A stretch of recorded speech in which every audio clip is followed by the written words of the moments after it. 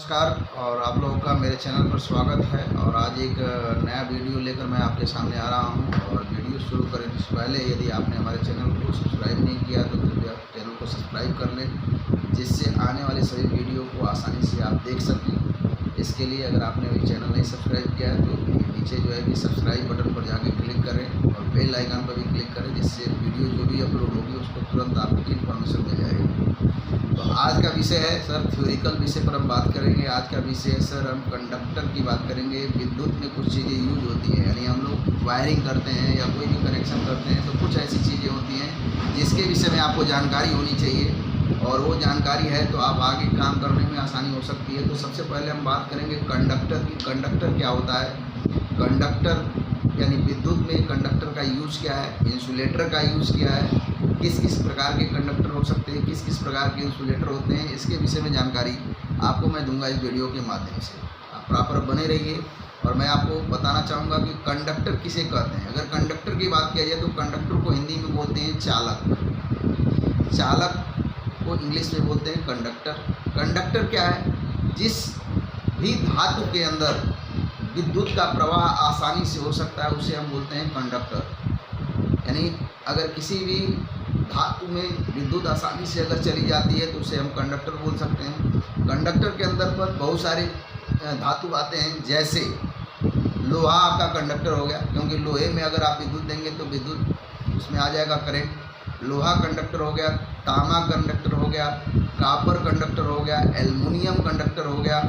इसके अतिरिक्त आपके जो भी मैंने जिसमें विद्युत का प्रवाह हो सके इसे हम बोलते हैं कंडक्टर। जैसे आप एक तार है, एक तार को छीलते हैं तो किसी किसी तार में निकलता है आपको कॉपर निकले, यानी इसके अंदर जो होता है, जो छीलने के बाद जो निकलता है कॉपर का कंडक्टर बोलेंगे। इसे क्या बोलेंगे?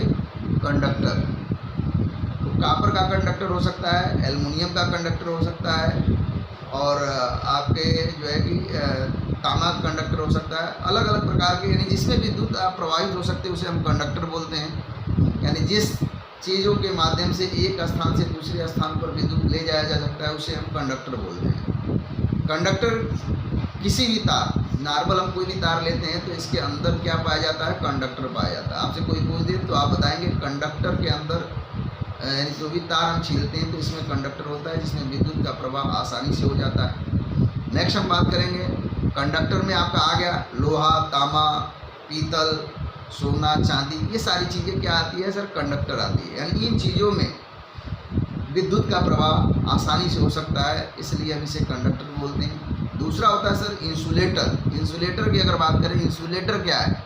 इंसुलेटर का मतलब होता है कुचालक। इंसुलेटर कुचालक होता है, कंडक्टर चालक होता है। जैसे ये तार है तो तार के ऊपर जो लेमिनेशन है ये क्या है? इंसुलेटर है, इंसुलेट हुआ है। इंसुलेटर मतलब कुचालक, जिसमें विद्युत का प्रवाह नहीं हो सकता है उसे हम क्या बोलते हैं? कुचालक बोलते हैं, या इंसुलेटर बोलते हैं। हिंदी में कुचालक बोल सकते हैं या इसे इंसुलेटर बोल सकते हैं।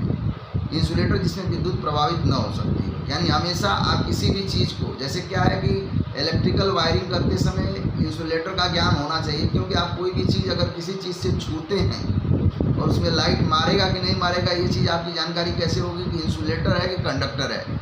तो इंसुलेटर में विद्युत का प्रवाह नहीं होता है।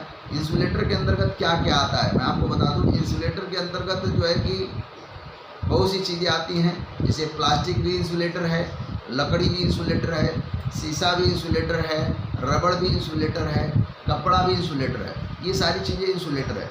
लेकिन इंसुलेटर को 3 भागों में डिवाइड किया गया। अगर आपसे कोई पूछे कि इंसुलेटर कितने प्रकार के होते हैं जिसमें विद्युत का प्रवाह नहीं हो सकता है, तो मुख्यतः 3 प्रकार के होते हैं। इंसुलेटर 3 रूपों में आते हैं। इंसुलेटर का काम वही है, विद्युत जिसमें प्रवाहित नहीं होता है वो इंसुलेटर होता है। लेकिन इंसुलेटर जो है कि 3 प्रकार के होते हैं, जिसमें सबसे पहला इंसुलेटर होता है फ्लेक्सिबल इंसुलेटर जिसे बोलते हैं।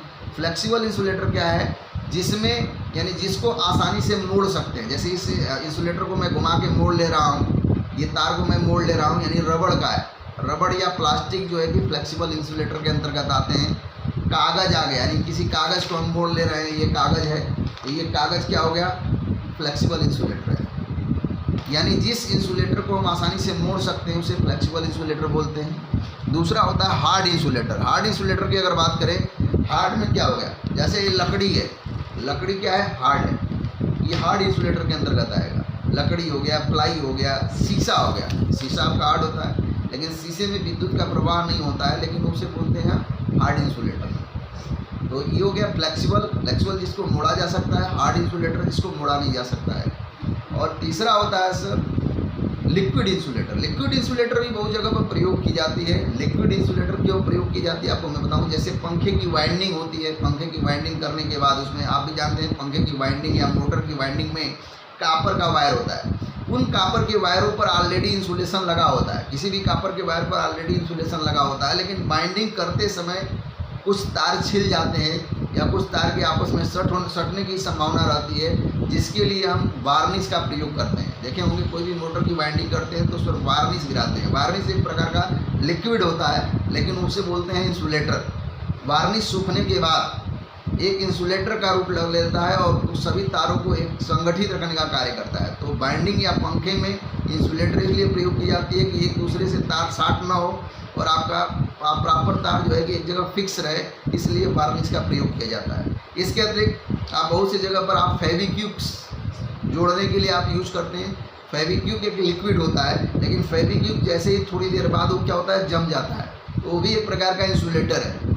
फेविक्विक जहाँ पर आपने लगा दिया वो क्या हो गया, इंसुलेटर हो गया। एक आता है और भी, जैसे तारों के बीच में एक लिक्विड गिरा दिया जाता है और लिक्विड गिराने के बाद कुछ देर बाद वो तार जाम हो जाते हैं, उसे बोलते हैं जो है लिक्विड इंसुलेटर। तो आशा मैं करता हूँ कि आप समझ गए होंगे कंडक्टर और इंसुलेटर के विषय में। ये चीज़ जानना इसलिए ज़रूरी है कि आप विद्युत का वर्क कर रहे हैं। कंडक्टर को कभी भी हाथ से नहीं छूना चाहिए, क्योंकि कंडक्टर के अंदर विद्युत प्रवाह होती है। जैसे मान लीजिए आप कहीं पर लाइट को आप जो है कि डंडे से अगर छू रहे हैं, डंडा सूखा, लकड़ी सूखा है, तो वहाँ पर आपको करंट नहीं मारेगा, लेकिन अगर आप वही चीज़ अगर लोहे के पाइप से करने लगे तो करंट मारने लगेगा। तो ये चीज़ जानकारी होनी चाहिए कि कंडक्टर क्या होता है और इंसुलेटर क्या होता है। इंसुलेटेड चीज़ में करंट का प्रभाव नहीं होता है और कंडक्टर के अंदर करंट का प्रभाव होता है। जितने भी तार होते हैं, तारों के अंदर ऊपर इंसुलेटर होता है, अंदर कंडक्टर होता है।